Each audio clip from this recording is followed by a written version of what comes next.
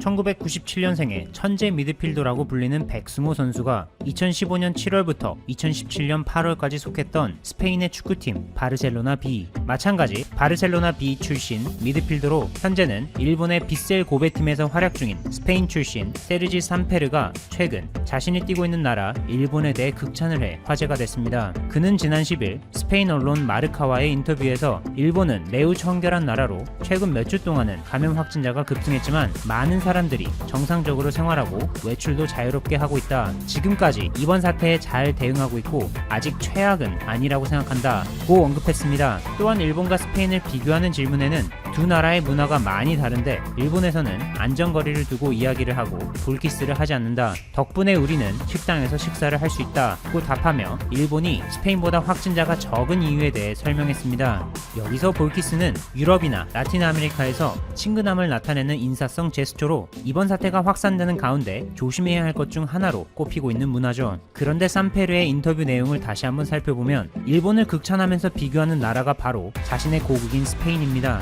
여러분들도 잘 아시다시피 스페인은 미국에 이어 세계에서 두 번째로 확진자가 많은 나라로 월드오미터에 따르면 지난 10일 기준 누적 확진자 26만 2,783명, 사망자 26,478명입니다. 심지어 스페인의 총 인구수는 약 4,675만 명으로 한국보다 적은데 이번 사태 감염 확진자 및 사망자 수는 인구 대비 따로 계산해 비교하지 않아도 확연하게 많다는 것을 알 수 있습니다. 이러한 상황의 스페인과 확진자 수로만 비교하면 당연히 진단검사 수도 월등히 낮은 일본이 겉으로는 이번 사태 확산에 잘 대응하고 있는 것으로 보일 수밖에 없겠죠. 하지만 조그만 관심을 갖고 일본에서 현재 무슨 일이 일어나고 있는지 그 소식에 귀를 기울인다면 아무리 외국인이라도 일본 정부가 잘 대처하고 있다는 이야기는 하지 않을 것 같습니다. 그 예로 현재 SNS상에서 일본 시민 150만 명 이상이 아베 정부에 항의하는 운동을 벌이고 있는 것을 들 수 있습니다. 최근 아베 정부가 이번 사태 대응의 실패와 함께 비판받고 있는 것이 있으니 바로 검찰청법 개정안입니다. 아사히 신문의 보도에 의하면 이 개정안은 검찰 간부의 정년을 기존의 만 63세에서 만 65세로 연장하는 것인데 현재 구로카와 히로무 도쿄고검 검사장은 1957년 2월 8일생으로 만 63세가 된 지난 2월 7일에 원래는 퇴직을 했어야 했습니다. 하지만 아베 정부가 국가공무원법을 적용해 퇴직으로 공무에 큰 지장이 생길 경우 근무기간을 늘릴 수 있다며 이례적으로 복무기간을 6개월 연장한 상태입니다. 또한 검사총장은 관례상 2주년이 되면 물러나 후임을 지명하는데 현재 이나다 노부오 검사총장은 올해 8월이면 취임 2주년을 맞는다고 합니다. 뭔가 시기가 거의 맞아 떨어지는 것 같죠. 문제는 바로 여기에 있습니다. 전문가들은 이를 두고 아베 내각이 자신들에게 우호적인 구로카와 히로무 도쿄고검 검사장을 차기 검사총장에 앉히기 위해 시간을 끌고자 정년 연장이라는 편법을 도입한 것이라는 분석입니다. 하지만 이러한 법 개정안에 많은 일본 국민들은 납득할 수 없다며 해시태그 운동을 시작한 것이죠. 이 운동에는 많은 이들이 참여했는데 일본의 유명 배우 이우라 아라타는 이제 더 이상 편법으로 이 나라를 망치지 말아달라고 자신의 트위터에 호소한 바 있고 이 외에도 배우 아사노 타다노부, 아키모토 사야카, 만화가 우미노 치카, 가수이자 배우 고이즈미 쿄코 등이 참여했습니다. 뿐만 아니라 일본은 현재 중앙정부와 지자체의 톱니바퀴가 어긋나 서로 삐거덕거리며 잘 돌아가지 않고 있습니다. 아베 정부가 지난 4일 기자회견을 통해 긴급사태 선언을 이달 31일까지 연장한다고 발표했지만 그 외에는 어떠한 구체적이고 과학적인 설명이나 긴급사태 해제를 위한 목표 수치의 제시가 전혀 없어 일부 지자체에서 이를 강하게 비판했는데 대표적으로 요시무라 오사카부 지사가 있습니다.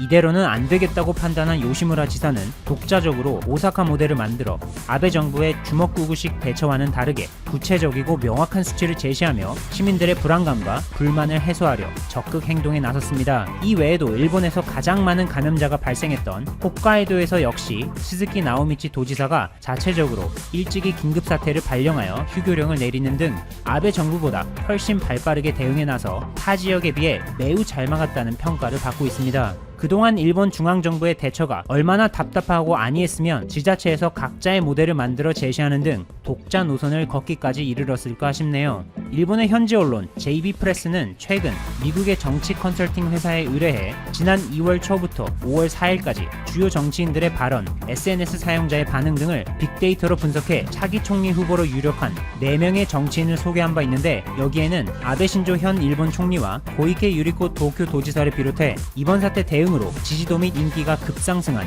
요시무라 오사카 지사와 스즈키 홋카이도 지사가 포함됐을 정도입니다. 마지막으로 한 가지 희소식을 전하고 마치겠습니다. 지난 일본의 한국에 대한 수출 규제를 계기로 본격적으로 시작된 탈일본의 일환으로 한국의 하나솔루션이 고부가 소재 XDI 생산에 있어 국산화를 성공했다는 소식이 전해졌습니다. XDI는 자일릴렌 디이소시아네이트라는 매우 복잡하고 어려운 이름의 화학 소재로 그동안 일본 기업이 전 세계에서 독점적으로 공급하고 있었습니다. 이 화학 소재 XDI는 그 순도에 따라 쓰임새가 다양한데, 특히 순도 99.5% 이상의 XDI의 경우 고급 광학 렌즈, 폴더블 폰에 사용되는 플렉서블 디스플레이, 광학용 투명 접착 필름, 고급 잉크 등의 원료로 사용되며 그 가격이 일반용에 비해 무려 10배 이상이나 뛰는 고부가 소재입니다. 기존에는 일본의 미쓰이 케미칼이 연산 5,000톤으로 XDI 시장을 독점해왔지만, 이번에 하나솔루션이 이를 국산화하여 세계에서 두 번째 XDI 생산업체가 된 것이죠. 하나솔루션은 전남 여수사업장에서 본격적으로 고순도의 XDI 상업 생산을 시작했고,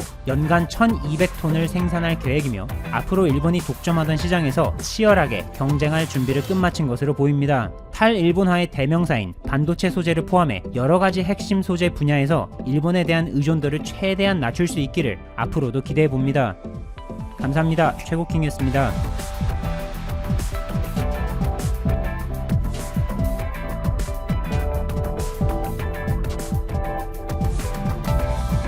후황허 유역에서는 올해 들어 세 번째 홍수가 발생해 도로, 교량 등의 피해가 이어졌다. 7일 중국 중앙TV 등 중국 매체에 따르면 수리부 황허수리위원회는 4에서 6일 내린 비의 영향으로 중류인 산시성 퉁관 관측지점 유량이 6일 밤 1초당 5,060세제곱미터에 이르면서 3호 홍수가 발생했다고 밝혔다. 이번 황허 유역 홍수는 6월 19일 1호, 7월 20일 2호 홍수에 이은 것이다. 앞서 중국 기상당국은 지난달 26에서 29일 장장 유역 3호 홍수가 지나간 뒤 장장 유역에 머물던 강우대가 북상할 것으로 예보한 바 있다. 이에 따라 전날 내륙인 산시성에서 서해와 접한 산둥성까지 중국 북부에서는 올해 홍수기 들어 가장 광범위한 지역에 비가 내렸다. 산시성로는 한 곳에서만 6일 폭우로 농경지 16.67제곱킬로미터가 침수돼 1,236만 위안의 재산 피해가 났다. 또 도로 113km, 하천제방 166km, 교량 26곳 등이 훼손돼 1억 2,878만 위안의 손실이 발생했다. 255에서 333mm의 강수량을 기록한 산둥성 진흥, 짜오장에서는 곳곳이 침수돼 소방대원이 차량 등에 갇힌 주민들을 구조했고, 인근 운하의 선박 통행이 전면 금지됐다.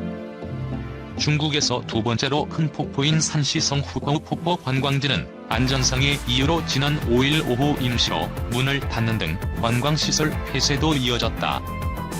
산둥성에는 7에서 8일에도 100에서 150mm의 많은 비가 예보돼 당국이 홍수와 산사태에 유의할 것을 당부한 상태다.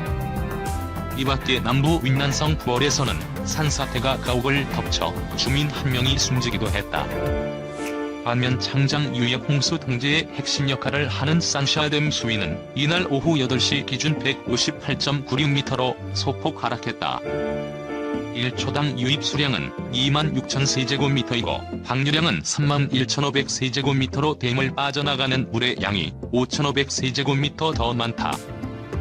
하지만 장장 상류인 스촨 분지에 전날 많은 비가 왔고 7에서 8일에도 이 지역에 100에서 150mm의 비 예보가 있는 만큼 아직 안심할 수 없는 상황이다. 8에서 9일에는 장장 중류 유역인 후베이성과 안유이성에도 100에서 150mm의 비가 올 것으로 예상된다. 병보다 무섭다. 인류 옥죄는 기후재앙. 역대 최장의 장마로 물폭탄이 덮친 한반도와 정반대로 유럽은 요즘 열폭탄에 시달리고 있다. 형태는 다르지만 둘 다 온난화가 불러온 재앙이다. 지역에 따라, 시기에 따라 극단적으로 바뀌는 날씨는 예측도 어렵다. 말 그대로 기상이변이다. 문제는 이제 시작이란 것이다. 이런 전지구적 현상이 심화하면서 30년 후에는 1억 4천만 명이 기상난민으로 전락할 것이란 암울한 전망이 나온다. 물 부족의 흉작으로 고통받고 해수면 상승에 살던 곳을 떠나야 하는 사람들이 그만큼 늘어날 것이란 얘기다. 올여름 한국, 중국, 일본, 태국 등 아시아 국가는 폭우 피해의 몸살을 앓고 있다. 중국 남부지방에선 수재민이 5천만 명을 넘어섰다. 직접 재산 피해액만 1,444억 위안에 달할 전망이다. 일본도 지난달 규슈 지역 폭우로 하천 105개가 범람하고 70여 명이 사망했다. 이재민이 1,000명을 넘은 한국의 경우 중부는 홍수, 남부는 찜통더위라는 극과 극의 날씨가 나타났다. 시베리아마저 30도 넘어 세계 한켠은 이상 고온. 지구 한켠에서는 물난리가 났지만 또 한편에선 전례 없는 무더위가 이어진다.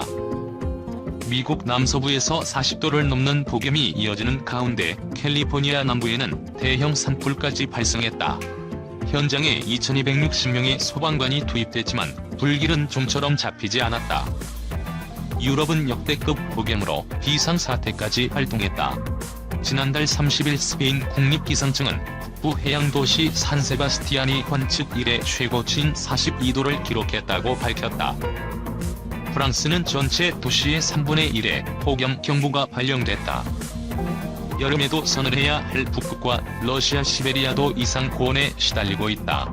세계기상기구에 따르면 북극은 38도, 시베리아는 30도 이상 기온을 기록했다. 시베리아는 8만 년에 한 번 찾아온 고온 현상과 산불이 겹치면서 화재 진압에 애를 먹었다. 이상 고온의 캐나다에서는 5천년 된 빙못 2개가 사라졌다고 5일 CNN이 보도했다. 국립빙설데이터센터 국장인 마크 세레즈는 주변 빙하도 10년 안에 없어질 것이라는 예측을 했다. 나사 극저온 과학연구소의 톰 뉴먼 소장은 작은 빙하라도 녹아서 물이 되면 해수면을 높인다고 말했다. 이상 현상이 꼬리를 물면서 또 다른 재앙으로 이어진다는 얘기다. 극단적 기후로 사망자 속출할 것. 극단적 기후에 목숨을 잃는 사람들도 늘고 있다. 미국 MIT 테크놀로지 리뷰는 이번 세기 말까지 무더위로 죽는 사람이 인간 면역결핍증, 말라리아, 황열병을 포함한 모든 전염병으로 죽는 사람보다 많을 것이라는 분석을 내놨다. 세계보건기구에 따르면 2000년에서 2016년 전 세계에서 폭염에 노출된 인구는 1억 2,500만 명에 달했다. 1998년에서 2017년 더위로 죽은 사람 수는 16만 6천 명이다. 미국 기후영향연구소는 각국이 현재처럼 온실가스 배출을 계속 배출한다면 2100년까지 폭염으로 인해 10만 명당 73명이 추가로 사망할 것이라고 봤다.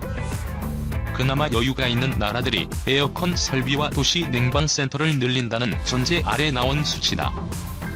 최빈국들은 그대로 위험에 노출될 수밖에 없다.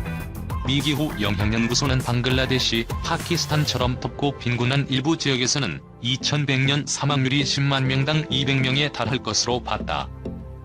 온난화로 들끓는 벌레, 일살충제 불디, 미는 불개미 경제 비용 6조 이상. 지구온난화가 불러온 또 하나의 재앙은 곤충이다. 따뜻해진 날씨에 벌레가 월동할 수 있는 지역이 점차 북상하면서 세력을 확장하고 있다. 일본 아사히 신문에 따르면 일본 내 파리, 모기, 바퀴벌레 살충제 시장 규모는 전년 같은 기간에 비해 5월은 26.1%, 6월은 34.9% 커졌다. 진드기가 대표적이다. 영국에선 진드기가 북상하는 바람에 라임병에 걸리는 사람이 늘어났다. 라임병은 진드기가 사람을 무는 과정에서 균에 감염돼 걸린다. 초기에 치료하지 않으면 부정맥을 일으키고 만성 질환이 되기 십상이다. 일본은 불개미로 골머리를 앓고 있다. 미국 농업연구소에 따르면 붉은 불개미의 서식지는 지구온난화에 갈수록 확대되고 있다. 이전에 살지 못했던 북쪽으로도 불개미가 뻗어가고 있는 것이다. 일본 잡지 프레지던트 온라인은 지난달 14일 도쿄만 보도에서 불개미 1500마리가 발견되었다고 보도했다. 도쿄 인근 요코하마, 카와사키, 지바현에서는 여왕개미도 발견됐다. 불개미에 물리면 타는 듯한 극심한 통증과 가려움증에 시달릴 수 있다. 벌에 쏘였을 때와 마찬가지로 아나필락시 쇼크를 일으켜 심하면 사망할 수도 있다. 프레지던트는 미국에서 불개미 방제 등에 매년 6조 7천억 원가량이 든다고 보도했다. 중국 광둥성 역시 연간 1,600억 원이 넘는 예산을 쓰고 있다. 중국 코로나19 신규 확진, 사흘째 30명대 신장 지역 집중. 중국에서 신종 코로나 바이러스 감염증 신규 확진이 사흘째 30명대를 기록했다. 중국 국가위생건강위원회는 코로나19 신규 확진자가 7일 하루 동안